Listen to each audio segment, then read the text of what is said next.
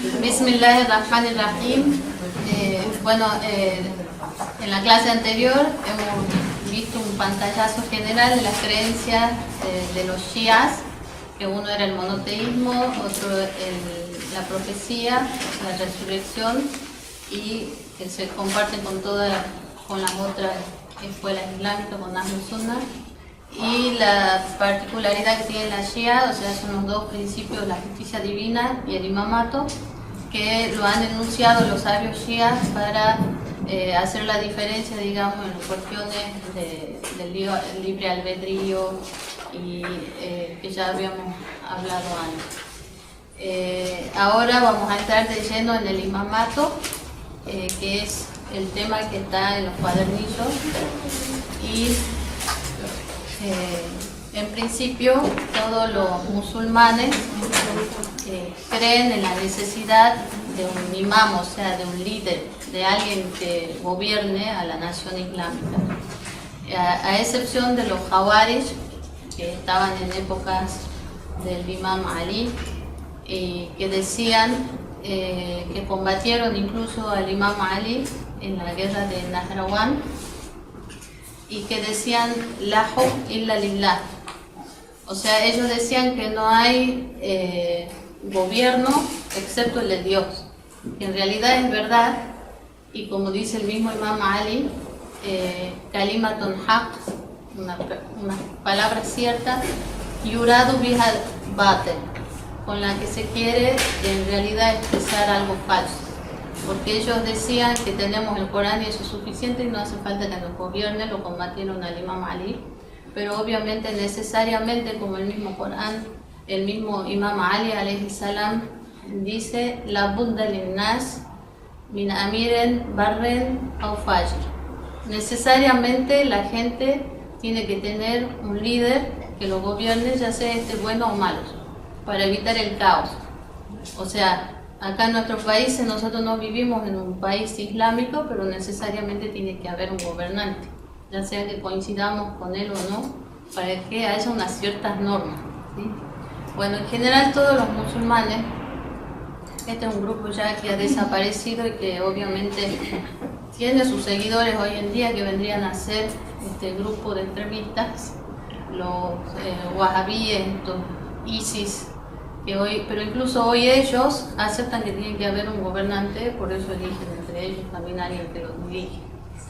Ellos son los nawasib, que eran llamados, que son los que odian a la familia del profeta, ¿sí?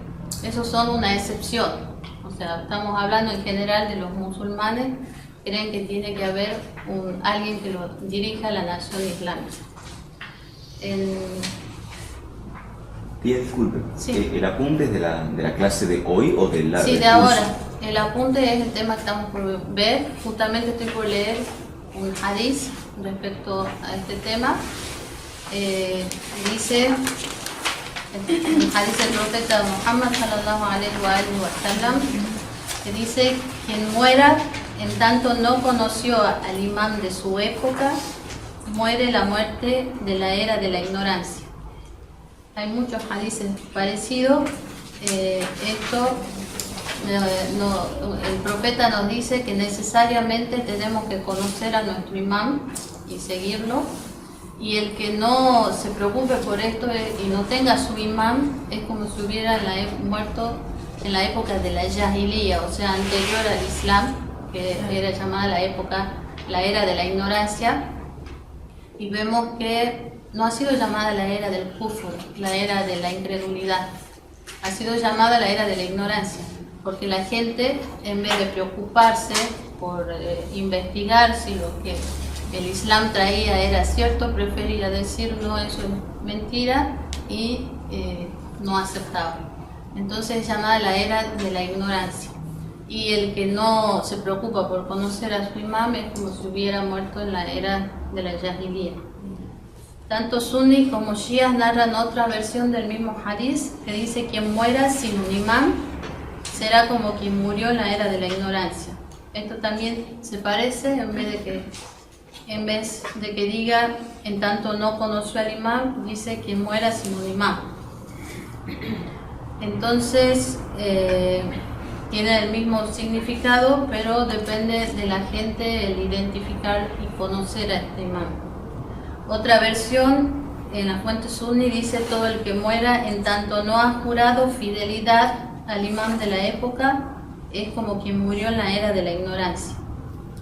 Entonces, aquí la diferencia es que dice quien no ha jurado fidelidad, o sea, quien no le ha dado la baya, o sea, quien no lo acepta y no lo sigue realmente. Bueno, hay muy pocas... Perdón, vaya es Vaya como es- aceptación. O sea, es jurar lealtad, jurar fidelidad.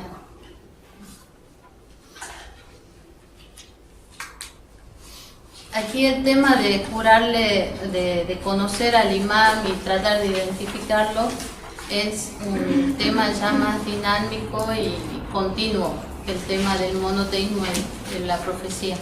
En cuanto a Dios, uno siempre cree en el imam, en Dios y en el profeta son los mismos. En cambio, el imam va cambiando según las épocas. O sea, al principio, ¿quién es el imam hoy en día? ¿Conocen a su imam? El imam al-Mahdi. Entonces, no siempre el imam fue el mismo. Cada uno tiene la obligación de conocer a su propio imam. Y con conocer no nos referimos solo a que decimos es el imam al-Mahdi y ya está, sino que tenemos que saber qué es lo que espera el imam Mahdi de uno también. ¿Sí? Y entonces, ¿por qué es correcto decir, por ejemplo, el término Imam Khomeini, Imam Khamenei? ¿Por qué deriva esa palabra? Ahora vamos a ver cuando lleguemos al término, al significado de la palabra imam, tanto literal como terminológicamente. Ahora vamos a explicar eso. El tema es que desde principios del Islam ha habido, o sea, desde el fallecimiento del profeta sallallahu alaihi wa sallam, ha habido gente que ha conocido a su imam y lo ha seguido al imam Ali. Hemos visto ya anteriormente.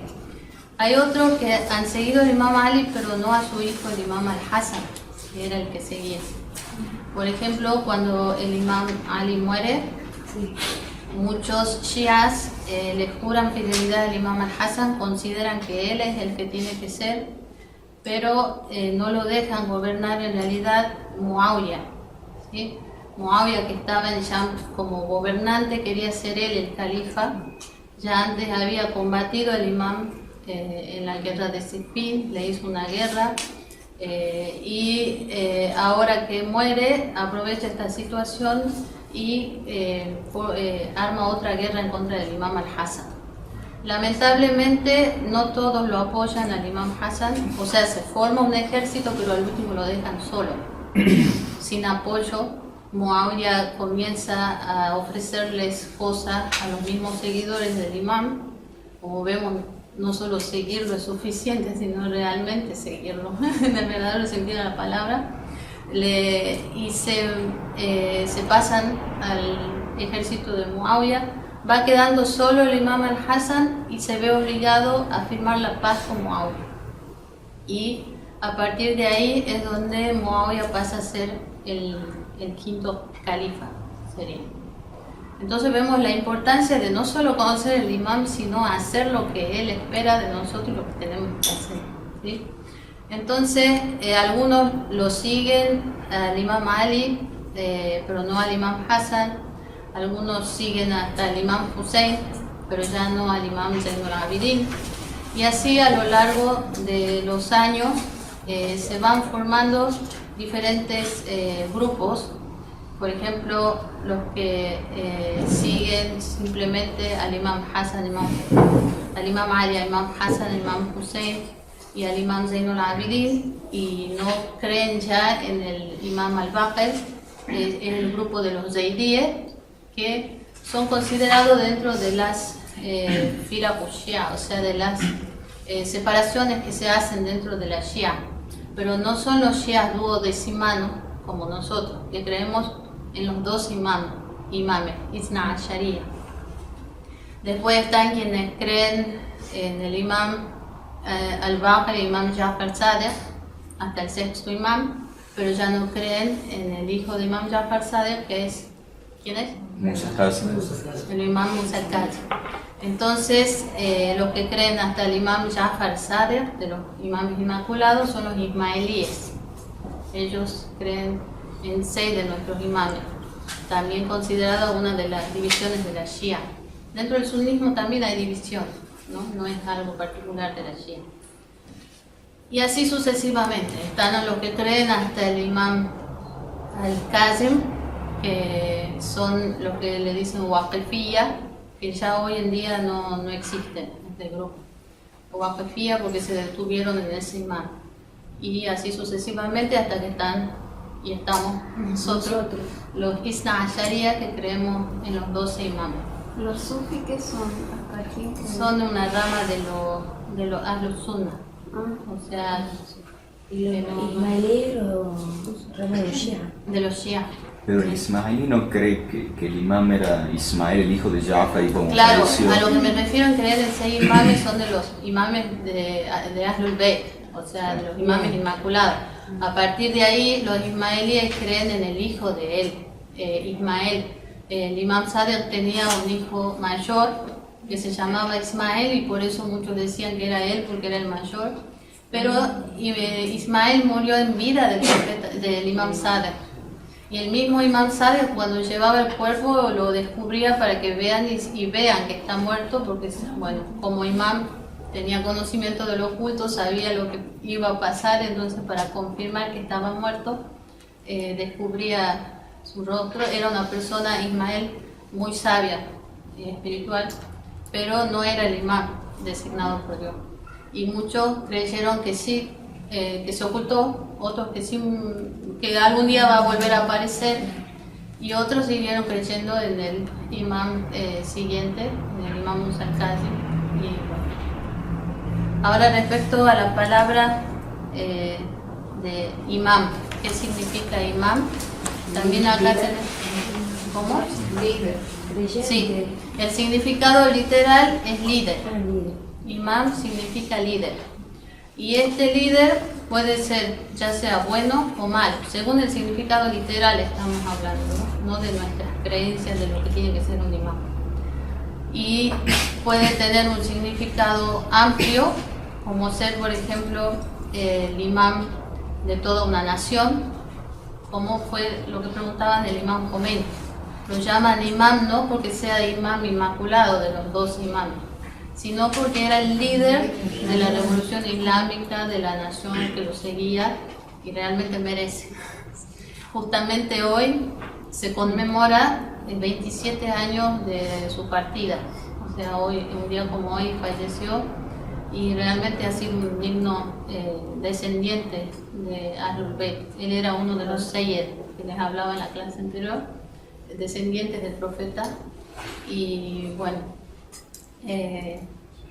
él recibió el nombre de imam por su liderazgo, y hoy en día también se llama imam a Ayatollah Khamenei, que es el que quedó como sucesor de él. Es llamado así también por liderar a la comunidad, a la nación, en primer lugar iraní, como líder espiritual y religioso, y también a los shias del mundo, a la mayoría de los shias del mundo. También puede tener un significado menos amplio, como simplemente ser el imam del salat. Cuando nos juntamos para rezar en la salatul jama'a, hay un imam adelante que está dirigiendo la oración. A él también se lo llama imam. Y también no hace falta que este imam sea alguien bueno, correcto.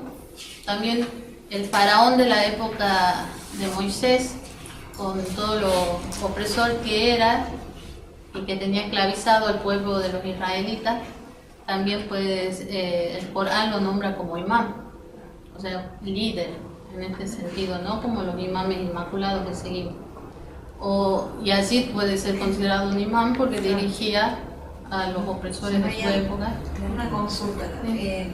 ¿Cómo se mantiene intacto el Corán? O sea, sin diferencias, a pesar de tantas divisiones y tantas... Ese es el milagro del Corán. El mismo Corán es un milagro, es el mayor milagro del profeta. el hecho de que se haya mantenido intacto así. Ni una sola palabra difiere con otras escuelas. Todos los musulmanes tenemos Pero ¿cómo exactamente. fue que se pusieron de acuerdo para que eso nadie lo toque? Por- Ni Omar ni Abu Bakr. Primero porque fue una precaución tomada por el mismo Dios y el profeta. O sea que Dios le revela el Corán en primer lugar al corazón del profeta y le ordena, por supuesto, que se lo escriba, que se lo vaya escribiendo. Uno de los que escriba era el Imam Ali, había muchos escribas, que apenas el profeta iba recibiendo una nueva revelación, él la dictaba y la iban anotando y él ponía énfasis en eso. En primer lugar, lo iban anotando en homóplatos, en lo que se usaba en la época, separado, no era un libro como tenemos hoy. Y antes de morir, el profeta siempre insistía en que se recopile, o sea, se lo junte todo y no dejen que se pierda como había pasado con el Evangelio y la Torá anteriormente. Había mucho énfasis de parte de él. Una de las características que tenían los árabes era la gran memoria que tenían, el gran poder que tenían para memorizar. Y la prueba está en que hoy en día chiquitos de 4 años memorizan el Corán, así que no podemos decir no fue así, ¿sí? Entonces la gente se encargaba de memorizarlo, estaba todo escrito y es de esa forma que hoy en día tenemos todos los musulmanes un solo Corán. Y por eso se lo considera el gran milagro del Antes de que profeta. muera el profeta ya estaba recopilado. Recopilado no. Cuando el Imam Ali es separado del califato, él no acepta jurarle fidelidad a Abu Bakr, lo relegan a un costado y el Imam Ali jura no poner su capa, según nos cuentan, para salir, porque al salir se ponían su capa, hasta no terminar de recopilar el Corán. O sea, se dedica a eso. Lo recopila y después de un tiempo, él dice que no se va a poner la capa, excepto para las oraciones, o sea, para ir a la mezquita, rezar y volver y seguir en el asunto. Y lo recopila y después que está terminado, lo carga todo y se lo lleva a Abu Bakr, que era el califa, y se lo presenta para que quede ordenado, porque antes llegaban las aleyas y se lo iba registrando, pero no estaba recopilado como lo tenemos hoy en día. Lo que hay hoy es el Corán entero, no falta nada ni sobra nada, pero no estaba en el orden que está hoy en día. Entonces el Imam Ali lo que hace es ordenarlo según el orden de descenso. Cuál se reveló primero, cuál aleya, cuál después. Y él lo sabía, y él lo sabía. Obvio, él ha estado desde niño, desde recién nacido con el profeta, ha estado con él cuando ha recibido la primera revelación, ha estado con él hasta el día de su muerte y ha estado recibiendo toda la información del profeta y era uno de los principales escribas también, obviamente lo tenía de memoria también. Lo que hace él es ordenarlo según el orden de revelación. Esta ley descendió primero, esta después, y incluso a un costado hacía explicaciones sobre el motivo del descenso de esa ley. O sea, tal aleya descendió respecto a tal persona, entonces estaba todo detallado. Pero lamentablemente Abu Bakr no se lo acepta y manda a otras personas a comenzar una nueva recopilación. Esas otras cosas que sucedieron al principio del Islam, sí se han esmerado mucho, ha pasado por varias etapas, Omar y ya en la época de Osman, queda recopilado tal como está ahora, con el orden que tenemos ahora.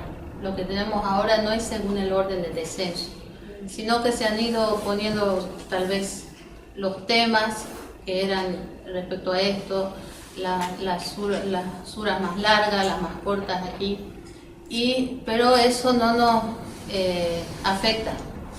Le preguntaron al Imam Ali, los Shia, si nosotros podíamos aceptar esa recopilación y él dijo que sí.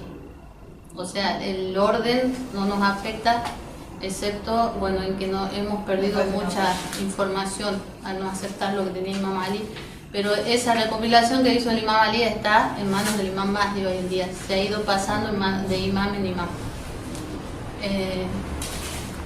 Cuando decía los Coranes osmanes, ¿a qué se referían? Osman, de la época de Osman es donde queda recopilada la forma que tenemos ahora, digamos. O sea, la forma definitiva, en la época de él.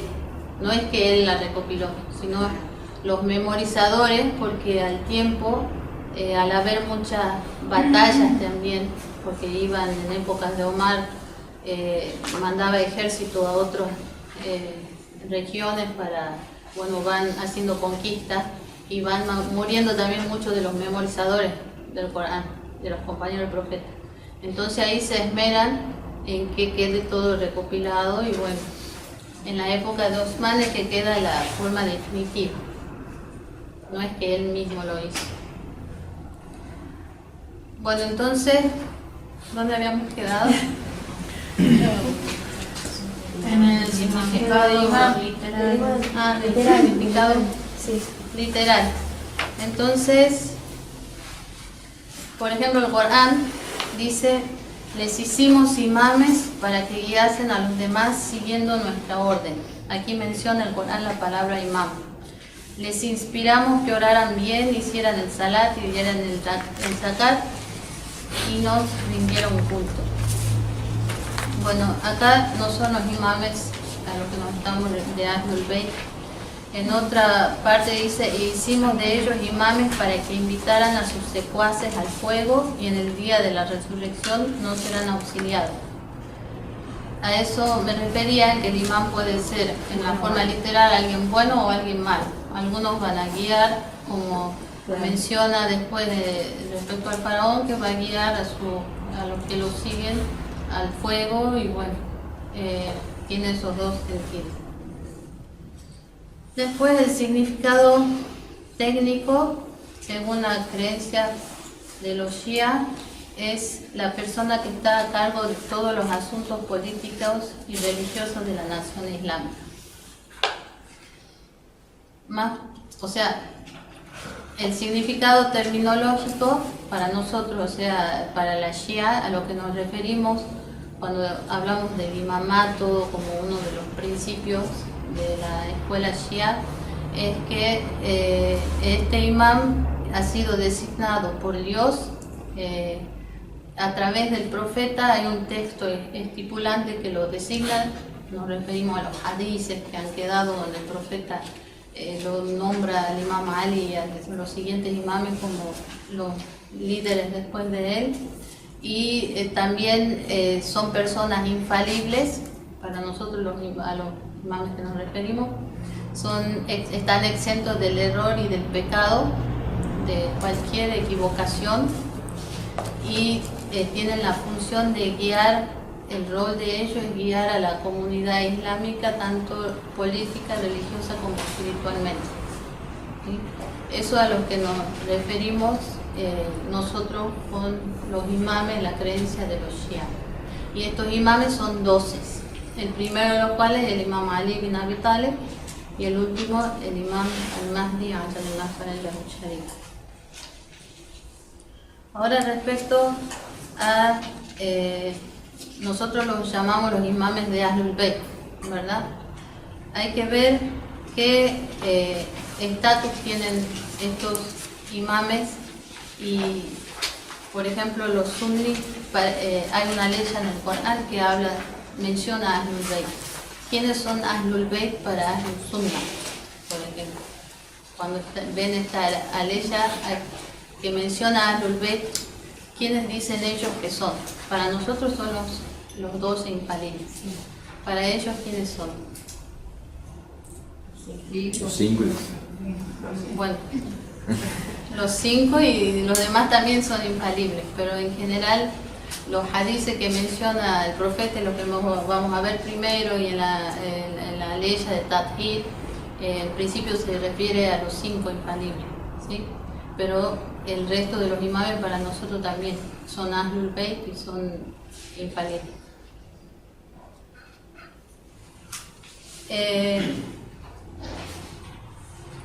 Para los sunnis, Ahlul Bayt son cualquier familiar del profeta que haya creído en el Islam. Abu Lahab no, por ejemplo, porque él no se hizo musulmán. Pero el resto de los familiares, por ejemplo las esposas del profeta, los tíos, los primos, los sobrinos, los hijos también, son Ahlul Bayt. Esa es la visión de los sunnis.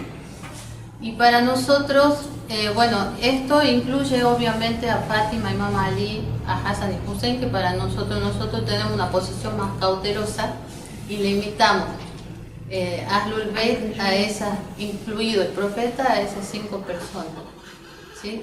Que para nosotros son los infalibles y ellos dicen que no, que son toda la familia, incluso las esposas del profeta. Hay una ley del Corán, que la voy a mencionar ahora, es conocida como Ayatut Tathir, la ley de la purificación, que dice Innama yuridullah liyudhiba ankum ar-rijsa ahlal bayt wa yutahhirakum tathira. Ciertamente que Allah quiere alejar de vosotros la impureza ahlal bayt y purificaros sobremanera. Aquí Dios está diciendo, se dirige a Ahlul Bayt, a la gente, a la familia del profeta, y le dice que quiere purificarlos sobremanera. O sea, esto da a entender, según algunas hadices y explicaciones de los sabios, que es la infalibilidad. O sea, se refiere a la infalibilidad de los imames de Ahlul Bayt, que están exentos de error, Fátima también, y de cometer cualquier tipo de pecado, y que esto incluye también al profeta. ¿Por qué nosotros decimos que se refiere a estas 5 personas? Hay muchos hadices que hablan, que donde se menciona al profeta llamándolos así solo a ellos. No hay hadices transmitidos donde el profeta se haya referido a otro como Ahlul Bayt, pero sí hay muchos, aquí vamos a nombrar algunos, mencionar algunos nomás, donde el profeta se está refiriendo exactamente a Fátima, a Ali, a Hassan y a Hussein, ¿sí? Los vamos a leer. Hay un hadith del imam Ahmad ibn Hanbal que narra de Anas ibn Malik. Anas ibn Malik era un compañero del profeta. Y aquí Ahmad ibn Hanbal es uno de los sabios de la Sunna, ¿sí? Cuando nosotros queremos corroborar algo, nos sirve que pongamos de prueba nuestros propios libros. Así que aquí estamos usando los libros de los mismos sunnis, donde ellos mismos mencionan que el profeta se refería a ellos como Ahlul Bayt. Ahmad ibn Hanbal es uno de los sabios de la Sunna.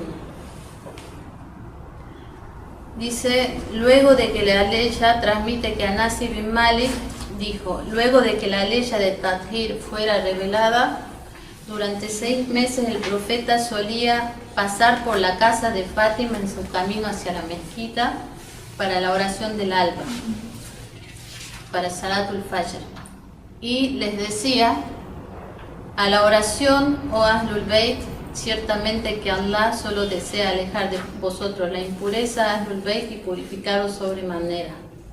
O sea, el profeta durante 6 meses después de haber sido revelada esta ley, antes de ir a hacer el Salat del Fajr, pasaba por la casa de Fátima y Ali, que era ahí mismo, cerca de la de él, en los alrededores de la mezquita, y los llamaba de esta manera, que vengan a hacer la oración a Ahlul Bayt, y les mencionaba la ley, ciertamente que Allah quiere alejar de vosotros la impureza y el resto de la ley. O sea, es como si el profeta estuviera queriendo avisarles, informarles a todos que ellos son Ahlul Bayt. Si no, no tendría sentido que todos los días, 6 meses, esté repitiendo la ley, llamándolos de esa manera. Después Ibn Abbas mencionó otro suceso narrado por Ahmad ibn Hanbal. Cierta vez el profeta tomó su manto y cubrió con él a Fátima, Ali, Hassan y Hussein, y recitó la ley, ciertamente que Allah solo desea alejar de vosotros la impureza, Ahlul Bayt, y purificaros sobremanera. Ya es otro transmisor, Ibn Abbas, que menciona que una vez el profeta se cubrió con un manto y a ellos también, y les recitó la ley, diciendo, ustedes son Ahlul Bayt. En otra narración, Muslim narra de Aisha, una de las esposas del profeta, era hija de Abu Bakr, Aisha. Y ella misma corrobora esto. Este es el libro de Sahih Muslim. Antes de seguir les voy a explicar algo que es fundamental. Para los sunnis, después del Corán, hay 6, en principio más importante, 2 libros que son Sahih al-Bukhari y Sahih Muslim, que para ellos después del Corán es lo más correcto que hay. ¿Sí? Todo hadith que se haya transmitido ahí para ellos es correcto. Y también tiene otros 4 libros más que los llaman Sunan. Está Sunan Ibn Majah, Sunan al-Tirmidhi y otros 2 más que Sunan Abu Dawud y que lo consideran correcto. Entonces estamos transmitiendo de esos libros. En esos mismos libros están estos hadiths. El enviado de Dios salió de mañana usando un manto estampado de lana negra, esto dice Aisha. Hassan, el hijo de Ali, vino hacia él. El enviado de Dios hizo entrar a Hassan con él bajo el manto. Luego llegó Hussein y entró con él. Después llegó Fátima y también lo hizo ingresar. Luego llegó Ali y a él también le hizo entrar bajo el manto, por lo que el manto cubría al profeta, a Ali, a Fátima, a Hassan y a Hussein. Y tras ello el enviado de Dios dijo: ciertamente que Allah solo desea alejar de vosotros la impureza, el Bayt, y purificaros sobremanera.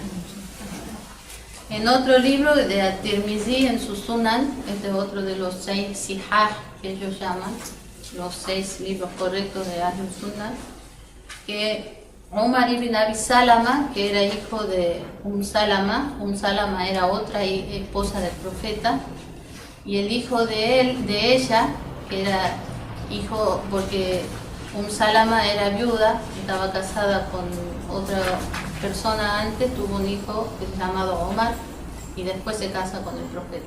Entonces el hijo de ella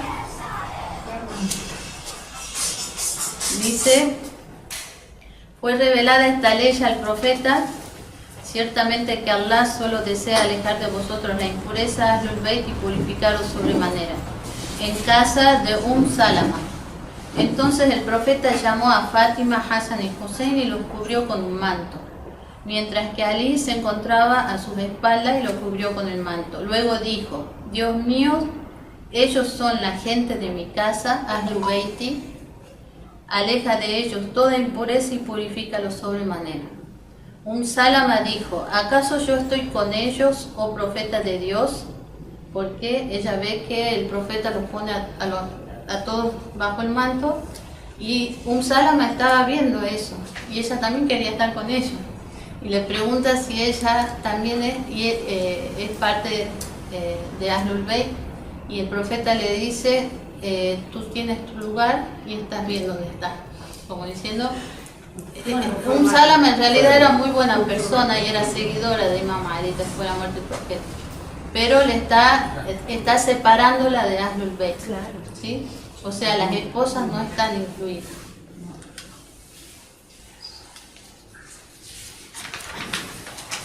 Después otra de las aleyas, la aleya de la mawadda, el cariño, que hay muchas aleyas parecidas. Dice: قُلْ لَا أَسْأَلُكُمْ عَلَيْهِ أَجْرًا إِلَّا الْمَوَدَّةَ فِي الْقُرْبَى. No os pido por ello, se refiere a ello a cambio de la difusión y los esfuerzos que hacía el profeta por difundir el Islam y guiarlos hacia Dios. Allah le ordena que les diga: La as'alukum alayhi ajran, no os pido ninguna remuneración de recompensa por hacer esto, illa al mawaddata fil qurba, excepto que améis a mis parientes cercanos. O sea, el profeta les está diciendo que lo único que quieren es que amen a sus parientes cercanos. Ahora, ¿para qué? ¿Para qué el profeta les pide eso? O sea, hay muchas aleyas que dice exactamente lo mismo, donde Allah menciona en el Corán que muchos profetas como Noé, Hud, Saleh, todos dicen lo mismo a la gente: no les pedimos ninguna recompensa Ajruhu dice su recompensa está con Dios para nosotros, pero no dice nada de sigan a mi familia ni nada de eso. Ahí la segunda ley ya dice Qul ma sa'altukum min ajrin fahuwa lakum. Lo que os exigí de recompensa es en vuestro interés, porque mi recompensa solo incumbe a Dios. En general, cuando se refiere a los otros profetas en el Corán que repiten la misma frase a su gente, dicen mi recompensa solo incumbe a Dios. Y acá en esta ley ya se refiere al profeta, que les está diciendo lo que les he pedido de recompensa, o sea que amen a mi familia, es en mi interés de ustedes mismos. O sea, ni siquiera lo está pidiendo por él, ¿sí? Una aleya explica a otra.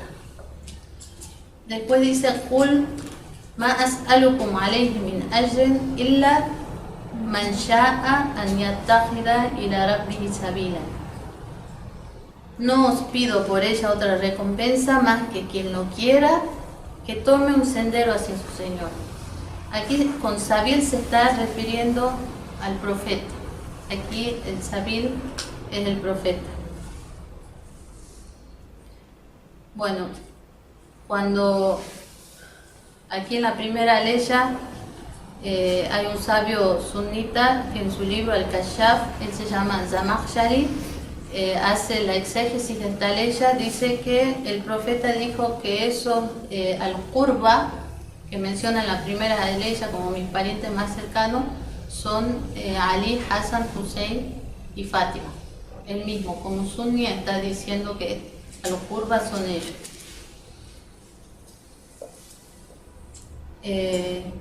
Hay otra leya que dice el día en que el inicuo se muerda las manos diciendo ojalá hubiera tomado o seguido un mismo sendero que el mensajero, ay de mí, ojalá no hubiera tomado a fulano por amigo. Aquí está refiriéndose a un sendero, usa la misma palabra sabil, ¿sí? Como la ley anterior donde dice quien lo quiera que tome a un sendero hacia su Señor, usa la misma palabra sabil, y en la otra dice ojalá hubiera seguido un mismo sendero que el mensajero. O sea, aquí está diciendo que el sabil es el profeta en realidad, pero el profeta es el sello de los profetas, después de él el sendero serían el resto de los imames, o sea, a los Qurba, donde el profeta les ordena seguirlo.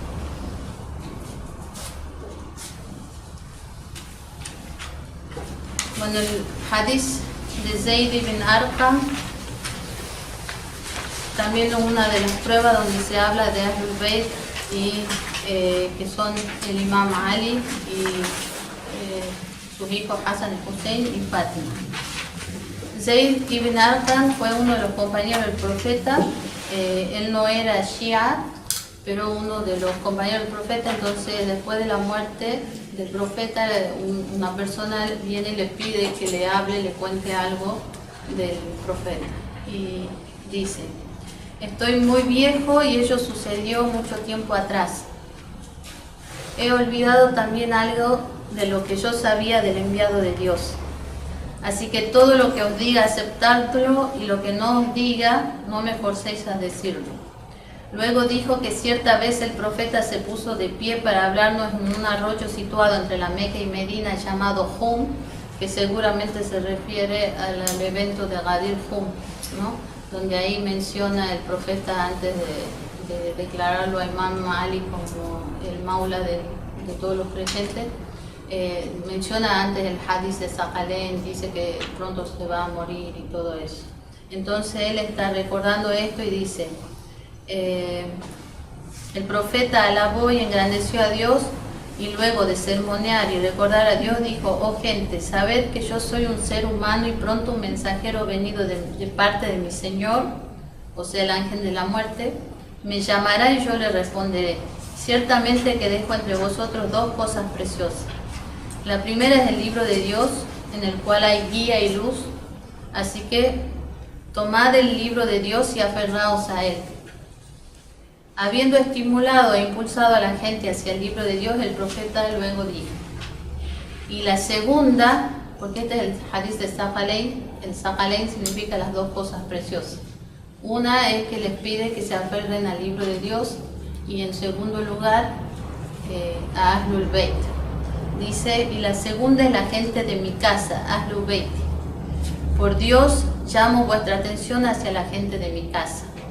Por Dios llamo vuestra atención hacia la gente de mi casa. Y por tercera vez vuelve a decir lo mismo. Por Dios llamo vuestra atención hacia la gente de mi casa. ¿Qué es ese énfasis que pone el profeta y que alguien, un compañero de él, está transmitiendo?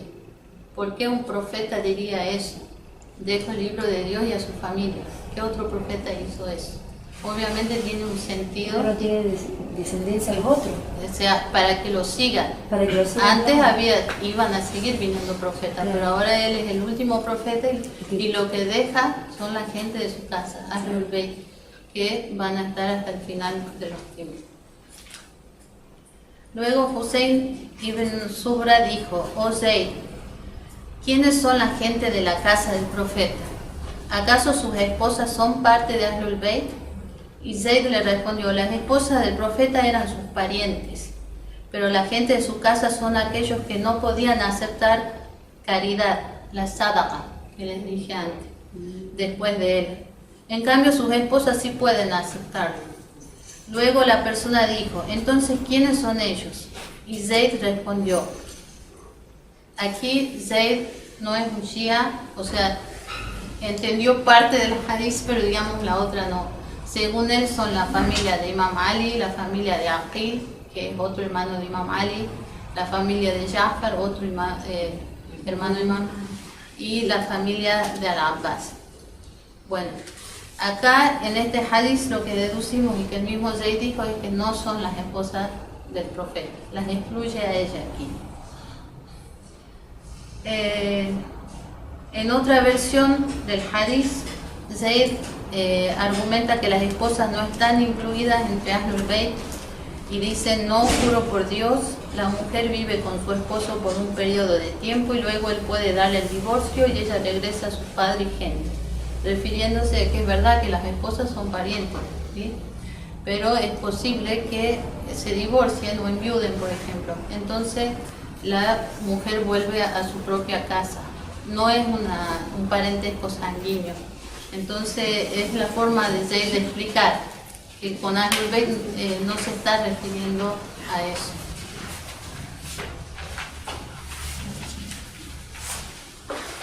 Otro de los hadices es sobre los 3 dichos del profeta, es conocido así. Otra vez Muslim, uno de los sabios referentes de Ahlus Sunnah, narra de Sa'd ibn Abi Waqqas que Muawiyah le preguntó por qué él se había rehusado a insultar a Ali. Como habíamos dicho antes, Muawiyah había instaurado la tradición de que se ha insultado a Imam Ali, pero este Sa'd ibn Waqqas parece que se había negado a hacerlo. Entonces Muawiyah le pregunta por qué se está negando. Entonces Sa'd le dice: recordé 3 dichos del enviado de Dios respecto a Ali que hacen que yo nunca lo maldiga. Si yo hubiese poseído solo una de estas cualidades, ello hubiese sido mejor para mí que los camellos rojizos. En esa época los camellos rojizos tenían mucho valor. Entonces él dice que si él hubiera tenido aunque sea una de esas 3 cualidades de Ali, hubiera preferido eso en lugar de todos los camellos. El primero es uno de los dichos: lo que escuché del profeta cuando quiso dirigirse hacia una de las expediciones militares, la batalla de Tabuk, dejando a Ali encargado de Medina. Ali, que estaba muy triste por no tener la gracia de poder unirse al ejército y luchar por la causa de Dios, presentándose ante el profeta le dijo: oh enviado de Dios, ¿acaso me dejas con las mujeres y los niños? El enviado de Dios le respondió: ¿acaso no te complace que tengas en relación a mí la misma posición que tenía Aarón en relación a Moisés, excepto que no habrá profeta después de mí? O sea, Sa'd anhela, aunque sea, poder tener una de estas palabras dirigidas a él de parte del profeta. Después lo segundo es que escuché del enviado de Dios que en el día de la conquista de Khaybar dijo: ciertamente que daré el estandarte del Islam a un hombre que ama a Allah y a su mensajero, y a quien Allah y su mensajero aman. Saben la conquista de Khaybar, es otra de las guerras, o sea, de principios del Islam, en que unos judíos se habían confabulado. Entonces el profeta con su ejército va, y ellos estaban en una fortaleza, y ya había mandado a algunas personas con un grupo para tratar de entrar, pero volvían sin poder hacer nada, y es ahí donde él dice que le iba a dar el estandarte a una persona que ama a Dios y que no huye. Bueno, Imam Ali en ese día dicen que le dolía los ojos, estaba mal de la vista, y le avisan cuando vuelven otras personas sin poder hacer nada, el profeta dice que lo llamen a Ali, y entonces le dicen que estaba aquejado de los ojos, y él dicen que pone saliva en sus ojos, y ahí el Imam Ali puede ver, y es que va, primero pelea con Marhab, que era el campeón de los judíos, era muy valiente y fuerte, que todos le tenían miedo, y antes de enfrentarse está la famosa verso del Imam Ali, donde primero el Marhab le dice: yo soy Marhab, el campeón, y no sé qué, que antes acostumbraban, antes de comenzar la batalla, a presentarse de esa forma poética, y es donde el Imam Ali le contesta: Ana alladhi samatni ummi Haydara, yo soy aquel a quien su madre llamó Haydar. Eso es famoso, este verso. Bueno, después lo mata a Marhab, y no solo eso, sino que el resto de los judíos se encierra en la fortaleza porque tiene miedo al ver que mata a su campeón, y el Imam Ali arranca la puerta de la fortaleza, que dicen que después, para ponerla en su lugar, 40 personas tenían que alzarla, y él solo había podido hacer eso.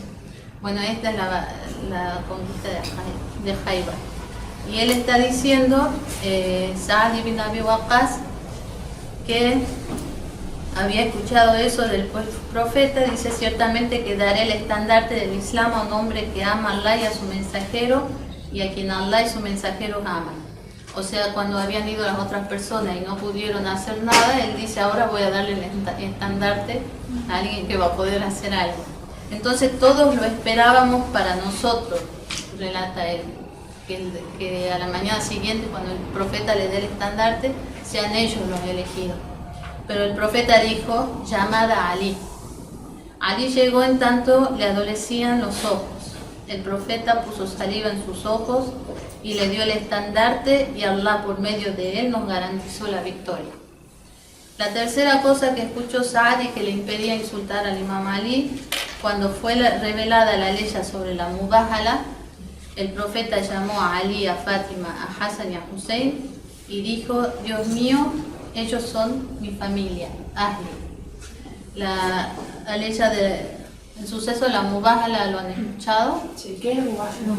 Mubahala significa ordalía, significa imprecar ordalía, o sea, maldecirse mutuamente, ¿sí? Cuando ya se conquista la Meca, se establece un gobierno islámico, ya todo, digamos, el Islam se va difundiendo por toda la península arábiga,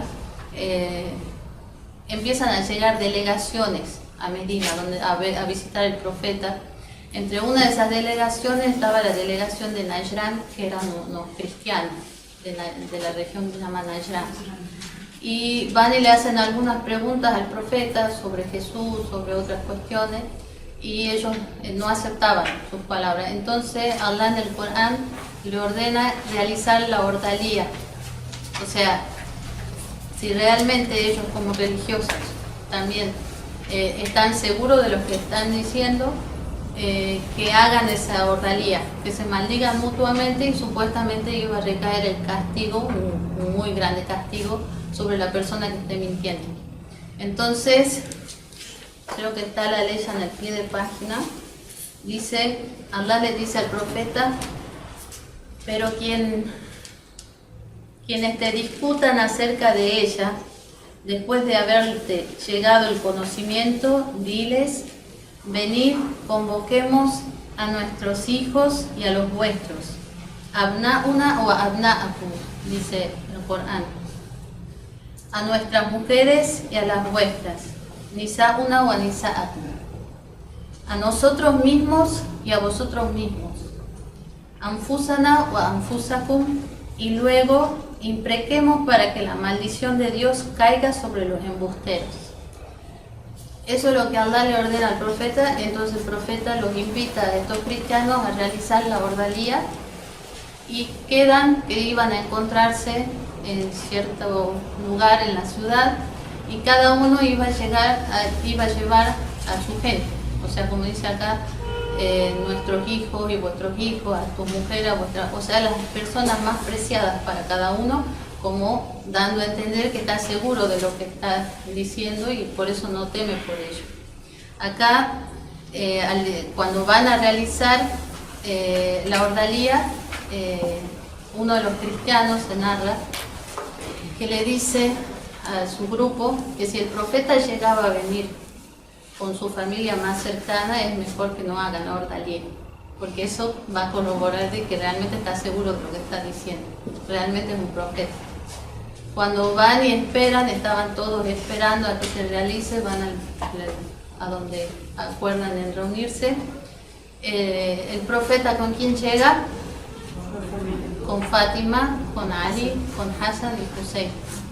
Y no solo esto, sino dicen que se arrodillan, cuando llegan se arrodillan y se ponen en una posición que los cristianos sabían que era la manera en que los profetas realizaban la ordalía. Entonces al verlos llegar con ellos tienen miedo y dicen: mejor no hagamos, porque aquí va a pasar algo con nosotros.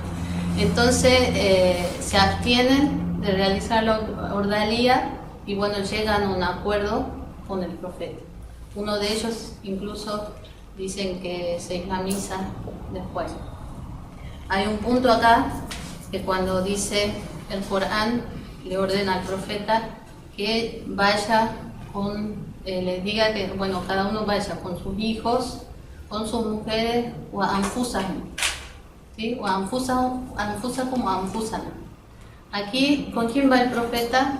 Con Ali, Fátima, ¿sí? Y Hassan y Hussein. Fátima serían sus mujeres, Hassan y Hussein sus hijos, porque hay muchos hadices. El profeta siempre se refería a Hassan y Hussein como sus hijos, eso es algo conocido. Y Anfusana, ¿quién sería? El Imam Ali. O sea, aquí el Imam Ali lo está considerando él mismo, el profeta. ¿Sí? Bueno, ¿hay tiempo? Bueno, se acabó el tiempo. La próxima, inshallah, seguimos con este tema y más. Gracias. Alhamdulillah. Wa akhiru da'wana alhamdulillahi rabbil alamin.